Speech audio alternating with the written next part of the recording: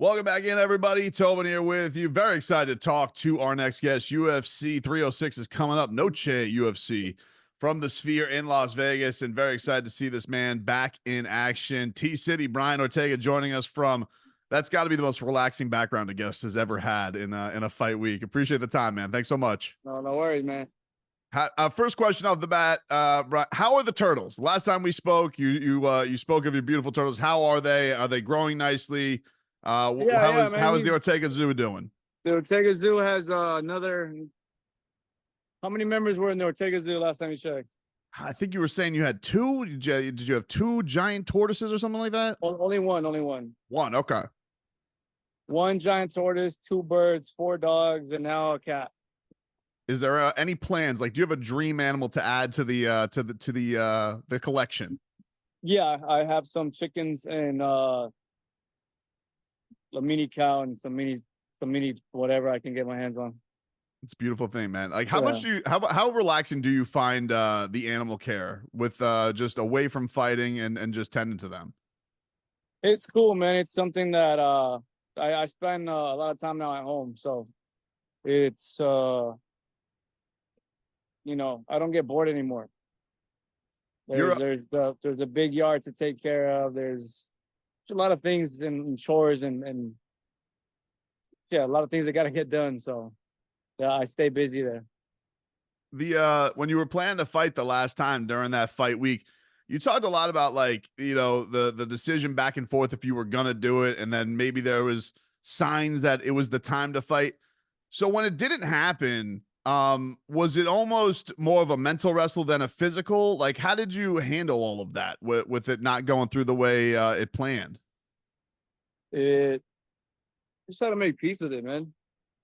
I have to realize things are not the way I want them to be. They're the way, God wants them to be. And maybe that was just a test to see if I was just willing to step up to the plate. And now that I'm looking at the way this camp played out, and I'm looking at the information and time and data we're able to get, and preparation and feeling right. I think last time I was just talking to everyone and I wasn't really in the right state of mind. I was just trying to do kind of what I felt like, I was doing what God told me to do, and that was it. But I would be lying if I said I was excited about it. I was just more being obedient than doing it out of like my own will, right? So this one feels, I gotta imagine, a lot more right. Like, it has to feel like the proper way to go about it. Not 15 days notice, knowing, struggling to make the weight. How much in a better place is just everything for this monster fight coming up against Diego? Oh, everything is perfect, man. Everything is my weight, my diet, everything is where it's supposed to be at. How exciting is this for you, just for your heritage, to do something like this weekend is going to be at the Sphere and everything around Mexican Independence Day weekend? Does it mean something to you? Is there a little something extra there for you? Absolutely. I get to fight and be part of history. This is a love letter to Dana White, to the Mexicans, and he chose me to be part of it. So when you look at, Mexican Independence Day and what it means to the Mexican culture, you start to see the importance of it once you kind of dive into under the hood and kind of see everything.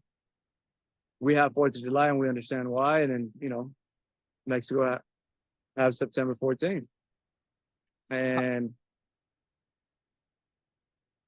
it's an honor and also a little bit sad, right? Because I'd rather watch the event now that I've kind of seen and heard all the rumors of what's going on.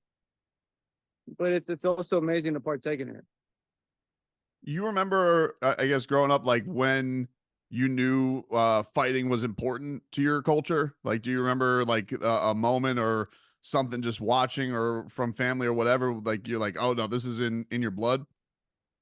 I didn't think that it was in my blood. I just knew that it was part of our culture because my dad would sit down every Friday, watch Solo Excel, which is only boxing. I forgot the channel, and it was in Spanish, and they threw boxing fights every Friday, and that was my dad's Friday. Was a 12-pack and a night of fights, and I would we only had one or two TVs. I think it's one only. So the other one was in his room, so I don't count. But yeah, the one in the living room, he would watch, TV, and he would take over. So we couldn't really do nothing else about it. So my sister decided to do their own thing, and I decided to join them. I decided to join my father, and I saw, I saw the excitement, I saw the emotions, and as a man who, even to anyone who speaks to him today, has very, very few things to say. He's just kind of a quiet man. He stays to himself. But it's one of those times where I saw him be human. And right off the bat, I gravitated towards that, and it felt like we have something that we do. Sit here on Fridays together, and we watch fights, and I get to watch these fights, but I get to kind of, from the side angle, admire the human side of him. It's got to be pretty awesome for you because, man, a decade in the UFC, you've been doing this forever, but with that transition, like it was always kind of like boxing and Mexico, that was the thing. And now this revolution that's happened of how popular mixed martial arts is, does that blow your mind at all? Just like the explosion and how it's gravitated towards that country? Absolutely. It's something that, put it this way, man, 10 years ago, if I said Mexicans in UFC, you would tell me, what are you talking about? Mexico is won over by boxing. You'll never rip boxing out of the hearts of Mexicans. Not today. Pretty wild. Not today.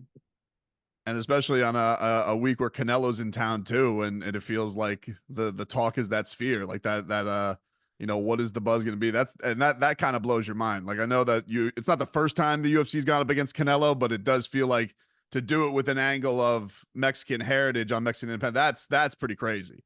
Yeah, it's they know what nobody's doing. Yeah.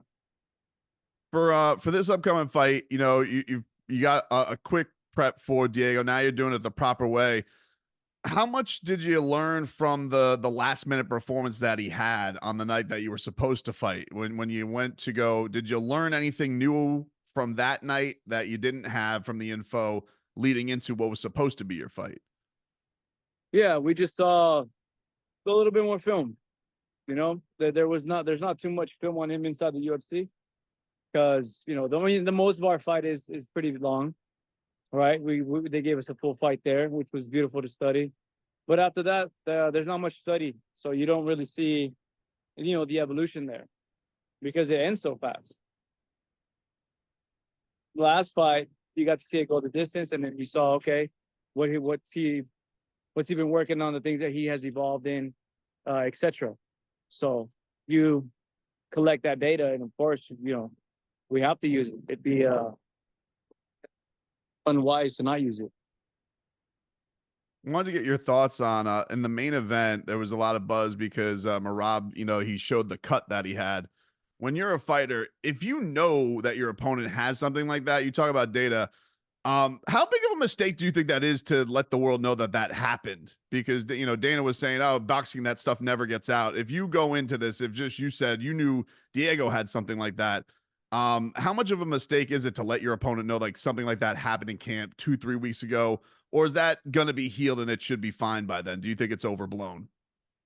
I do believe that it has healed. Granted, like I got cut here before I fought Yair. And I didn't say nothing because I know like the man has a long reach and potentially a jab or cross from splitting open again. It's a sacrifice and sacrifice I was willing to take. But yeah, I don't know about publicating it and letting the world know. Maybe if you want to keep proving the world how tough you are and how much you just don't care, then I understand that angle, that you're just unfazed and unbothered by it. But it is dangerous at this level. If I can ruin your vision, I'm going to.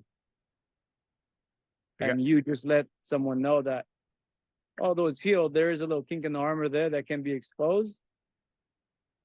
And granted, Merab, I've met Merab, I've trained with Merab. Merab's the guy that'll get his eye cut, and so I kind of gravitated towards the guy. He's like, let me just smile. I don't care. Like, cool, you cut me.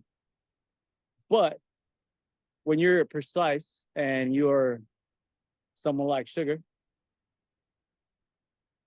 a little blink means a couple more punches that are landing, a couple more punches that are landing means a little bit more up on the scorecard, you know. So they just, you never know.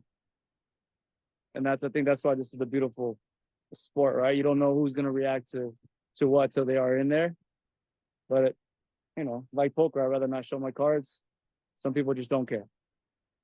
I know that, you know, this is a matchup that you got to have a lot of focus on. You have for a while, but, you know, be remiss if I didn't mention the featherweight championship is just down the line in a couple pay-per-views. How much do you have your eye on the winner of whoever comes out of Ilia and Max, and what do you make of that matchup? Do you lean one way or another, or who you think you know, you could potentially be fighting for the belt down the road?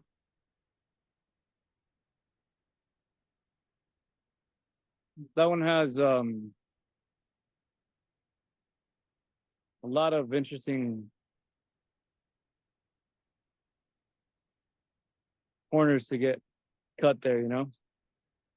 I'd have to cut some corners there. There's Max and Topuria, which is a great fight. And then you have Vulcan, the winner of that after. And those are both guaranteed fights. So, you know, am I looking at the belt right away? No, I'm not. Just because it's not there right off the bat.